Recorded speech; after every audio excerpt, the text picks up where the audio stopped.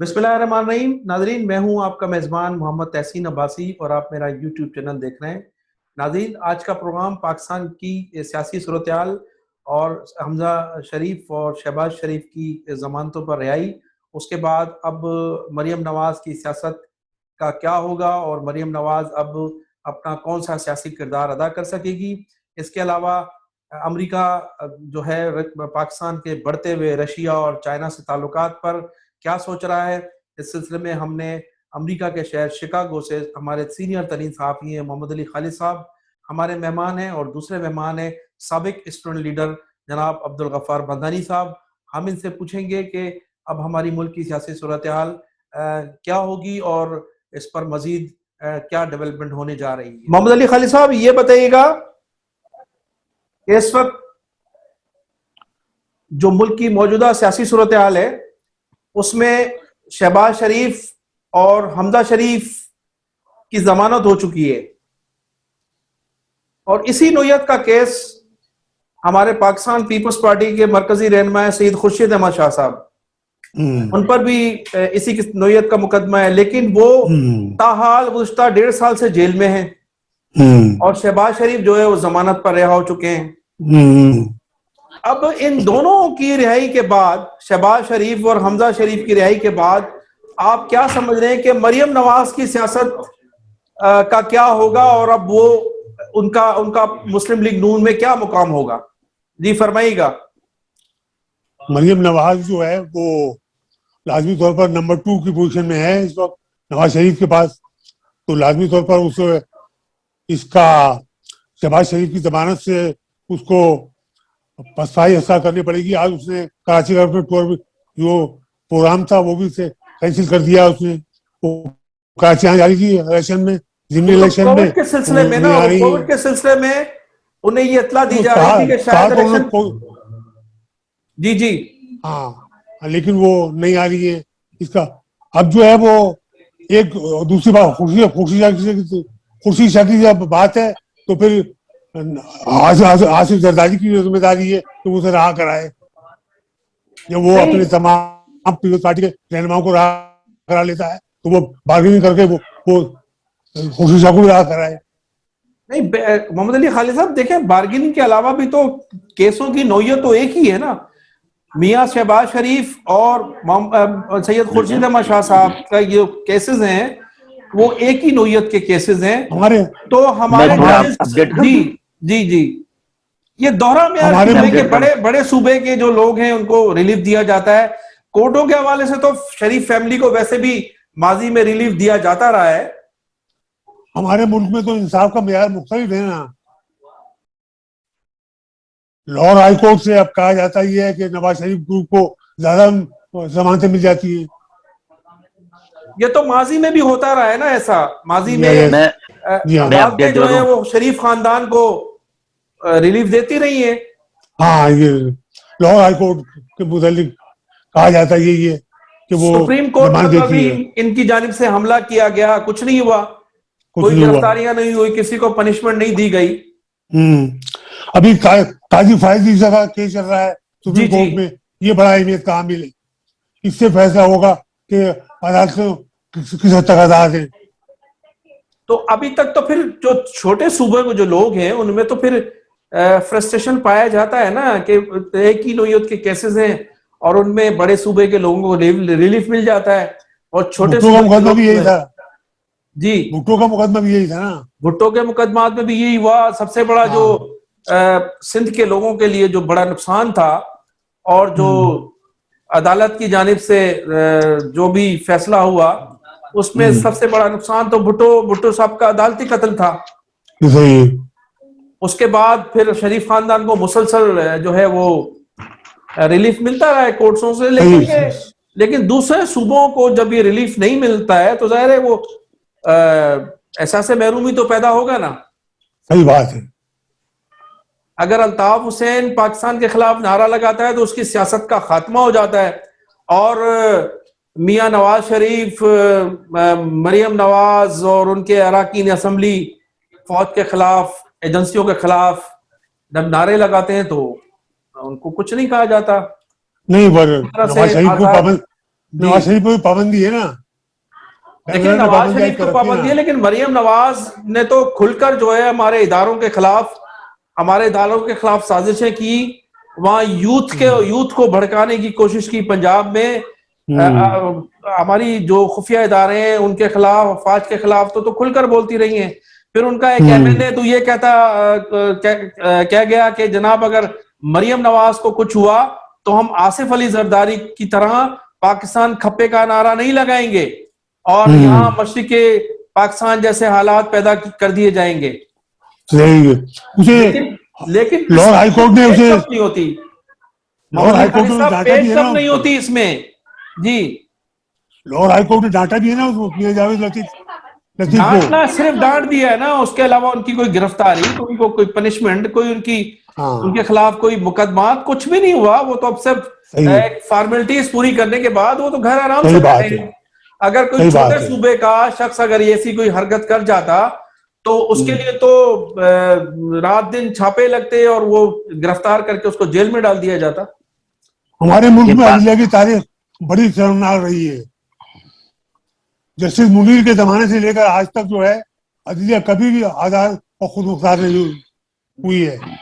लेकिन इससे मैं अपडेट करूं जस्टिस दोराब पटेल के दौर में या जस्टिस हलीम के दौर में तो कुछ रिलीफ मिला ना, कुछ इंसाफ नजर आता था। जस्टिस नासिर असलम जायद के दौर में कुछ जी इंसाफ नजर आता था। जी मोदी दुरानी साहब कुछ कह रहे हैं। जी जी बंदानी साहब फरमाइएगा, अब्दुल गफ्फार बंदानी साहब फरमाइएगा। मैं थोड़ा सा अपडेट करूं, ये गैंग्रो कोर्ट्स हैं जिसे एयर मार्शल खान हमेशा गैंग्रो कोर्ट्स के नाम से कहा करते थे। गैंग्रो कोर्ट्स के नाम से कहते थे। ये हमेशा, आज भी अगर आप देखा मरियम नवाज को फौरन किस तरह 5 मिनट में उसको जमानत मिल गई। क्यों मिल गई? इसलिए जिन इदारों के खिलाफ वो बात कर रही थी वही इदारे उनको जमानत पे लेकर आ रहे हैं। अब एक दफा देखें, ये खुर्शीद शाह का जरदारी का दौरा में आ रहे हैं, पीएस पार्टी में दौरा में आ रहे हैं कि खुर्शीद शाह उन्होंने जब कहा कि तमाम लोगों से अपना अपना डील खुद करो, ये जरदारी साहब ने अपनी पार्टी के रहनुमाओं को ये हिदायतनामा जारी किया है। जरदारी साहब ने ये हिदायतनामा जारी किया है कि अपने अपने मामला खुद निपटाएं, खुद डील करो। तो बड़े वो खुर्शीद शाह का मामला इसलिए डील नहीं हो रहा है कि खुर्शीद शाह, मैं हमेशा कहता था कि खुर्शीद शाह एमआई के लिए काम करता। पाकिस्तान में पहली मर्तबा इक्तदार एमआई लेकर आई, परवेज मुशर्रफ को चंद दिन चला सकी, उन्होंने इक्तदार मुंतकिल कर दिया आईएसआई को, पहली मर्तबा। और खुर्शीद शाह एमआई के लिए काम करता है, शुरू से एमआई के लिए काम करता है। गफ्फार बंदानी साहब वो किसी के लिए भी काम करते हैं, लेकिन मेरा मकसद कहने का ये है कि खुर्शीद अहमद शाह साहब और शहबाज शरीफ के जो मुकदमात हैं उनकी नोयत एक इक्वल है, यकसा मुकदमात हैं। फिर उनको शहबाज शरीफ साहब को जमानत मिल जाती है और खुर्शीद शाह साहब गुज़श्ता 1.5-2 साल से जेल में कैदोबंद हैं। आखिर क्यों सर? नहीं, मसला कि खुर्शीद शाह का मनी लॉन्ड्रिंग का केस नहीं है ना, मनी लॉन्ड्रिंग का इनका केस है, वो अलग केस की नोयत है। नहीं, नोयत शहबाज शरीफ का जो केस है वो भी आमदन से ज्यादा असासे, और खुर्शीद शाह साहब का केस भी आमदन से ज्यादा असासे, तो इक्वल है ना सर?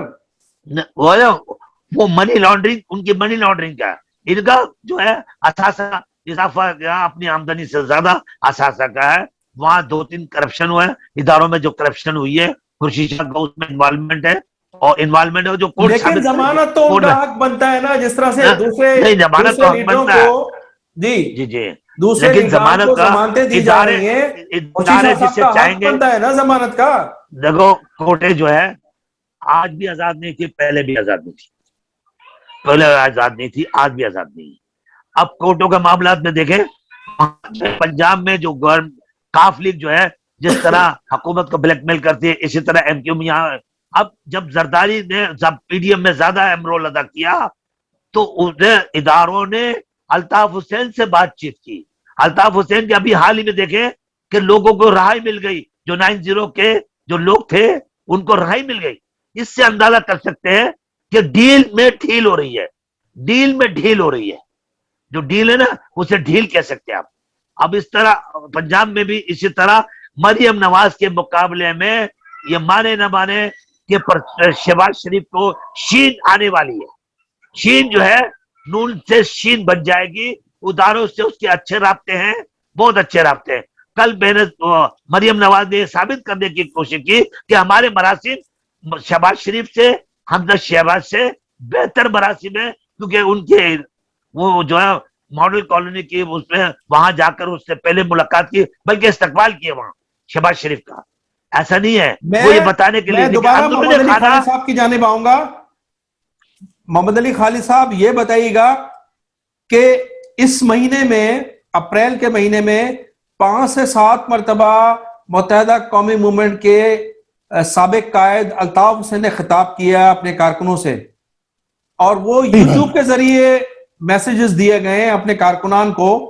उससे पहले ये बताया जा रहा था कि शायद उसकी डील हो गई है, उसको माफी मिल चुकी है, और वो गालिबन 18 मार्च को कोई तकरीब भी करने जा रहे थे 90 पर, फिर उन्हें अचानक रोक दिया गया। अब मुझे ये बताइएगा कि इसमें क्या सदाकत है कि अल्ताफ हुसैन को दोबारा ऑन किया जा रहा है और वो अपना फिर किरदार अदा करने जा रहे हैं पाकिस्तान की सियासत में।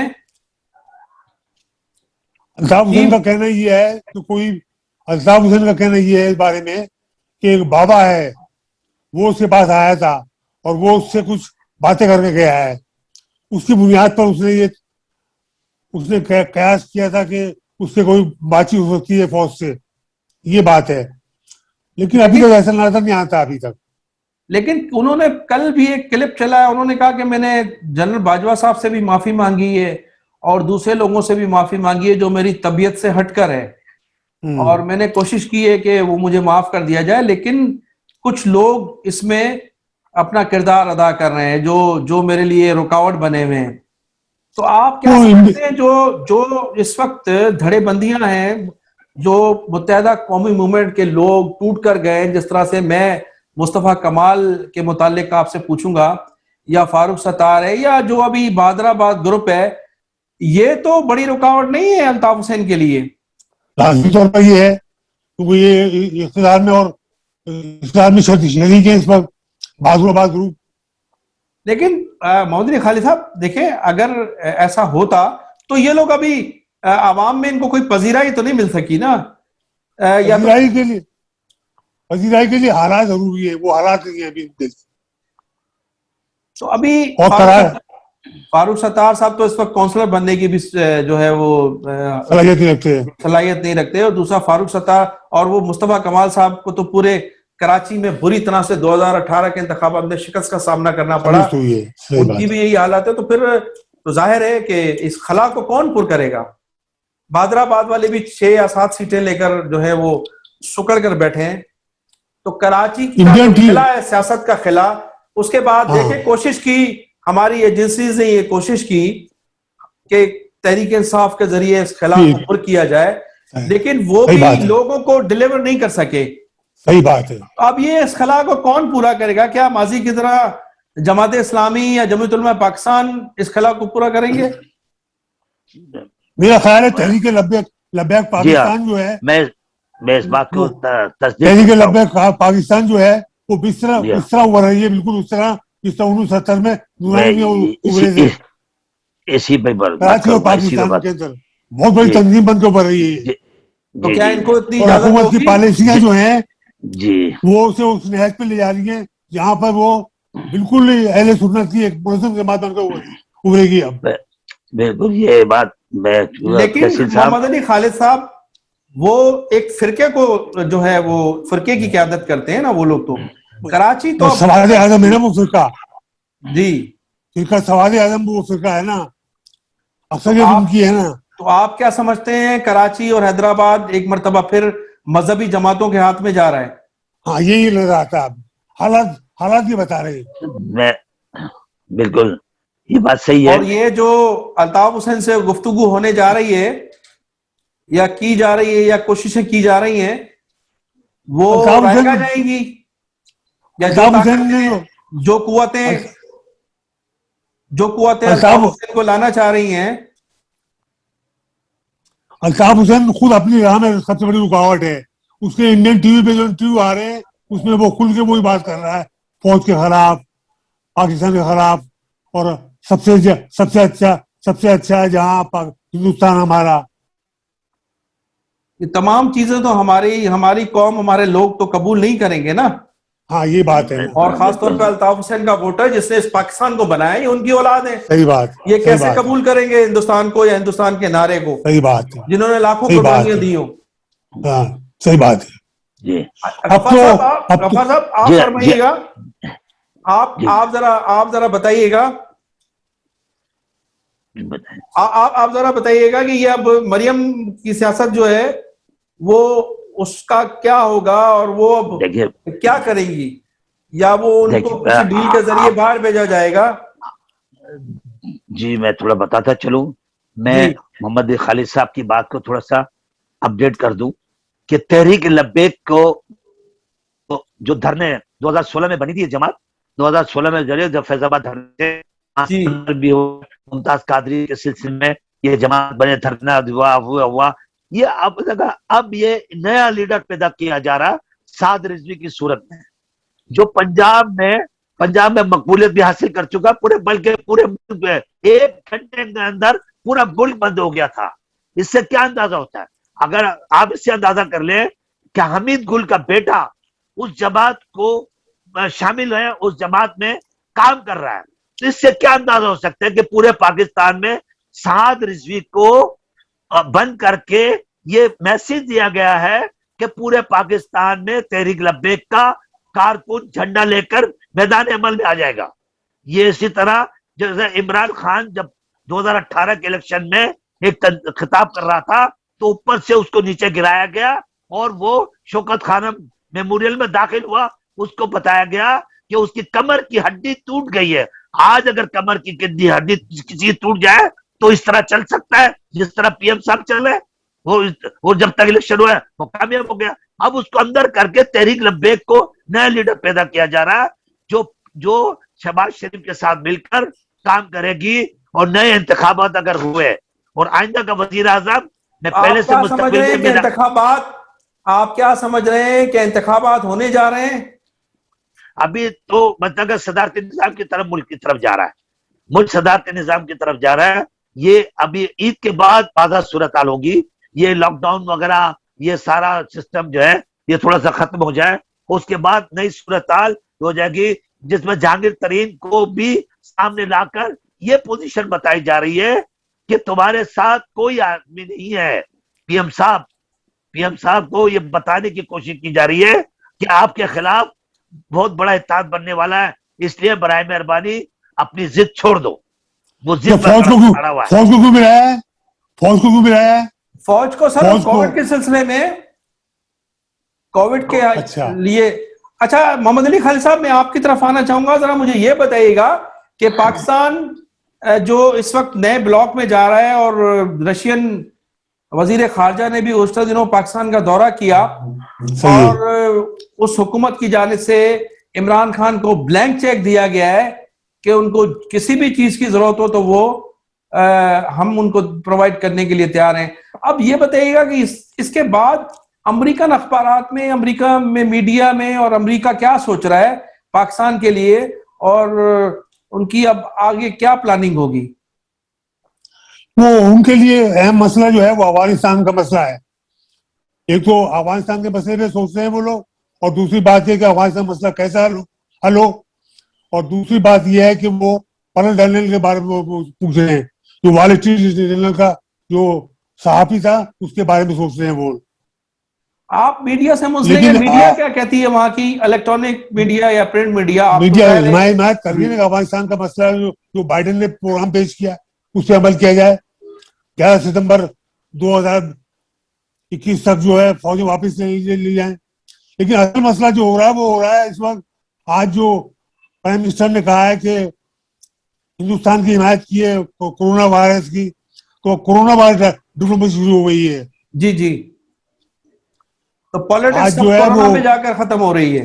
हाँ, कोरोना डिप्लोमेसी शुरू हो रही है और उसने वजीर खारजा ने भी आज कहा है और वजीर इत्तलात ने भी यही बात कही है। तो असल मसला ये है कि जो मुज़ाकरात हो रहे थे दुबई में जो हुए थे, जिसको अब दुबई ने हुकूमत ने तस्लीम भी कर लिया है पाकिस्तान और भारत के दरमियान, वो अब कोरोना डिप्लोमेसी में तब्दील हो गई है। डबल ट्रैक डिप्लोमेसी जो है वो अब कोरोना डिप्लोमेसी में तब्दील हो गई है। बहुत शुक्रिया मोहम्मद अली खालिद साहब और जनाब अब्दुल गफ्फार बंदानी साहब, हमारे ये मेहमान थे। अमेरिका से सीनियर तरीन सहाफ़ी हमारे मोहम्मद अली खालिद साहब, और कराची से थे साबिक स्टूडेंट रहनुमा जनाब अब्दुल गफ्फार बंदानी साहब। आप दोनों का बहुत शुक्रिया।